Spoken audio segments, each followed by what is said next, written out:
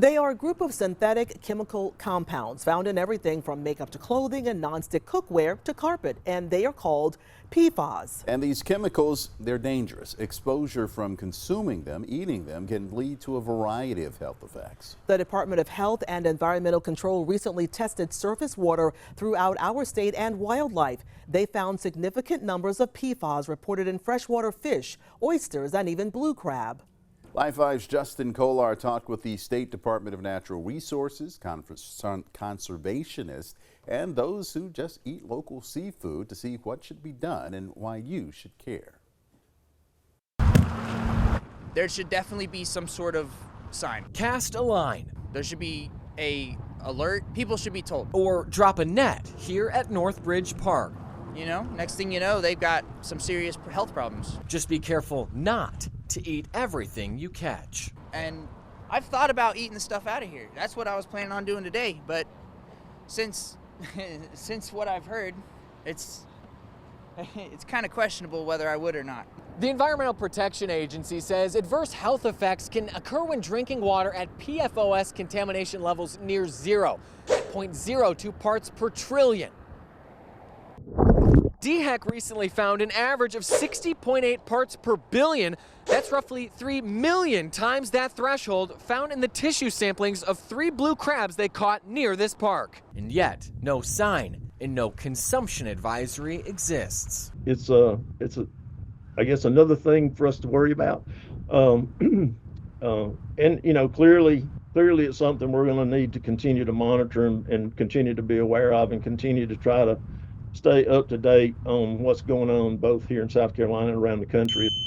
At least 17 states have issued PFAS-related seafood consumption advisories for lesser reported levels of PFAS.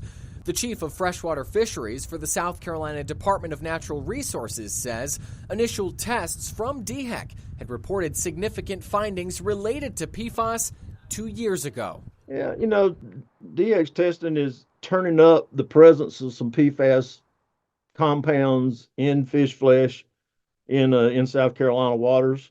You know, this is their first significant round of testing. But when we reached out to DHEC to see if they were continuing their tests and if people should be concerned, we were sent this pre-recorded media briefing in response. We don't want them to be overly concerned, and we don't want them to be under concerned. We want them to be just the right amount of concern. DHEC would not speak with us on camera, but provided us this statement that says, in part, there are no federal health advisories or limits for exposure to PFAS through fish, crab, or any other type of animal product or food.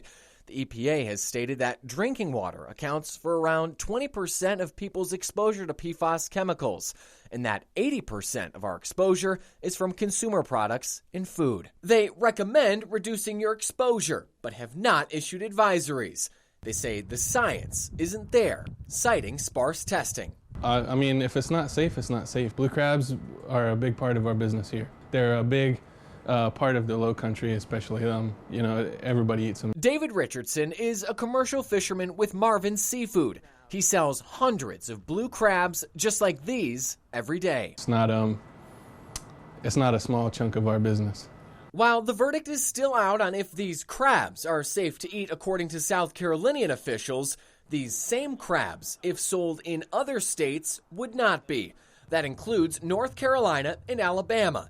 When we reached out to their departments of public health, they agreed and then refused to answer our questions. But Michigan's department did. Here in Michigan, our minimum responsibility as a state agency is notification of the public when we know of a chemical contaminant. That's where we would issue a do not eat advisory. In fact, according to Michigan's guidelines, everything South Carolina tested from the Ashley River, including blue crabs, red ear sunfish, bluegills, and largemouth bass, would all fall under the do not eat category.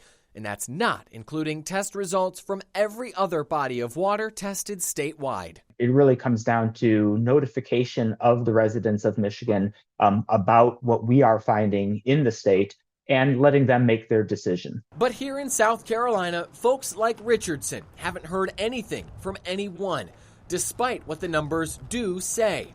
as DHEC has left him, other fishermen, and consumers left to fend for themselves. You know, you need to understand that the only safe level of contamination is 0, right? Andrew Wonderly of the Charleston Waterkeeper says since this alert isn't coming from the state, he's sounding the alarm himself. Nobody should have to eat contaminated fish or shrimp or crab or whatever it is. You have a right to know whether or not those are contaminated and might be getting you or your family sick. So, DHEC needs to step up to the plate. I know they've done some work. They need to do more to let people know and issue those consumption advisories. Until the state catches up to the science, the decision on whether or not to eat from this river and others is yours to catch. Definitely not.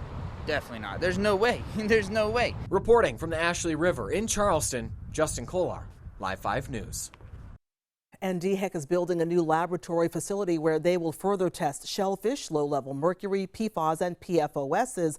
But that new lab isn't scheduled to be completed until the fall of 2026.